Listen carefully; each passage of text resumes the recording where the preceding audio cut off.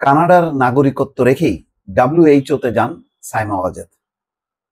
দেখেন কত বড় অসততা। যিনি বাংলাদেশকে রিপ্রেজেন্ট করছেন তিনি বাংলাদেশের নাগরিকত্ব নন, পরিপূর্ণভাবে নন।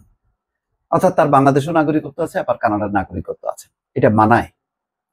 এটা শেখ হাসিনার পরিবার তাদের জন্য এটা মানানসই?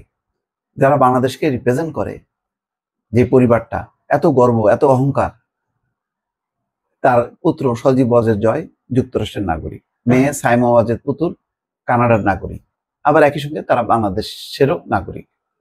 পরিপূর্ণভাবে বাংলাদেশ না।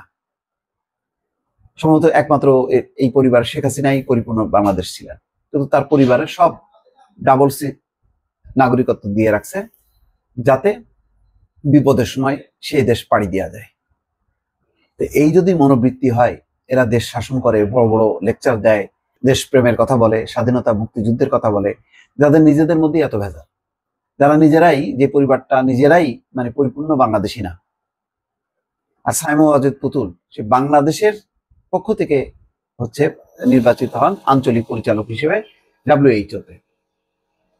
তখন তার উচিত কি ছিল?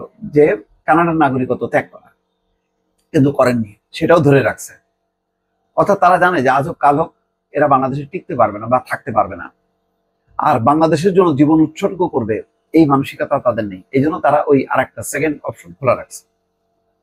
এটা আমাদের জন্য মানায় যে আমরা যদি এটা করি, যে একটা সেকেন্ড অপশন খোলা রাখলাম, কারণ আমাদের তো কোনো নিরাপত্তা নেই।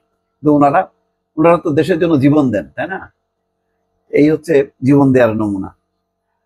জুলাই গণঅভ্যুত্থানে ক্ষমতাচ্যুত প্রধানমন্ত্রী শেখ হাসিনার মেয়ে সাইমা ওয়াজেদ পুতুল বাংলাদেশের পাশাপাশি কানাডারও নাগরিক। যদিও তিনি বাংলাদেশের মনোনীত প্রার্থী হিসাবে বিশ্ব স্বাস্থ্য সংস্থা অর্থাৎ ডাব্লিউএইচওর দক্ষিণ পূর্ব এশিয়া অঞ্চলের পরিচালক হন, অর্থাৎ দক্ষিণ পূর্ব এশিয়ার আঞ্চলিক পরিচালক তিনি।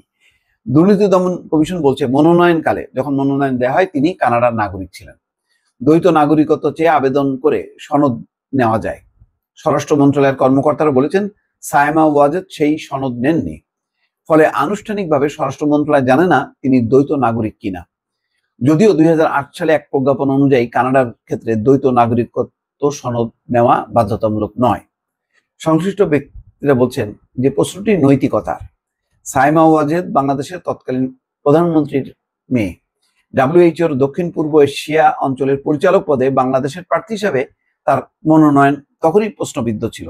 এখন কানাডার নাগরিকত্ব থাকার বিষয়টি সামনে চলে আসায় সেটি আবার প্রমাণ হলো যে তিনি আসলে বাংলাদেশকে রিপ্রেজেন্ট করছেন না পরিপূর্ণভাবে।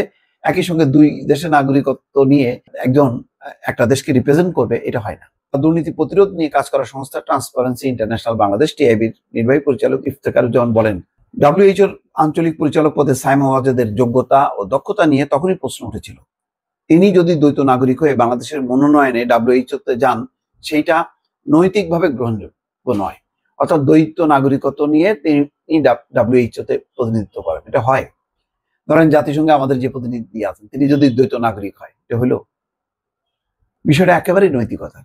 আসলে নীতি, নৈতিকতা এগুলি সব অন্যদের জন্য।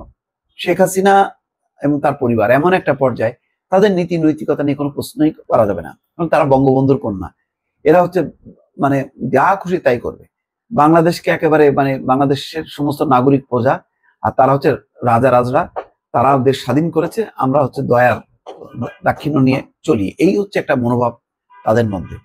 সেই কারণে এরা কোনো নৈতিকতার ধার ধারে না। আজকে দেখেন টিউলিপ সিদ্দিক, তার গুলশানে বাড়ি পাওয়া যাচ্ছে, ওই গাজীপুরে তার বাংলো পাওয়া যাচ্ছে, আবার লন্ডনেও পাওয়া যাচ্ছে, সবই হচ্ছে অন্যের টাকা। আবার তিনি ব্রিটিশ এমপি, ব্রিটিশ মন্ত্রী। তার যে পরিণতি, সেই পরিণতি থেকে কিন্তু সাইমা ওয়াজেদ পুতুল শিক্ষা নিলেন না। যেখানে বাংলাদেশে তার বিরুদ্ধে মামলা হয়েছে, সে বাংলাদেশের আদালতকে ফেস করবে, এখনো তিনি আঞ্চলিক পরিচালক পদ ধরে বসে আছেন। দর্শক ভালো থাকবেন, আল্লাহ হাফেজ।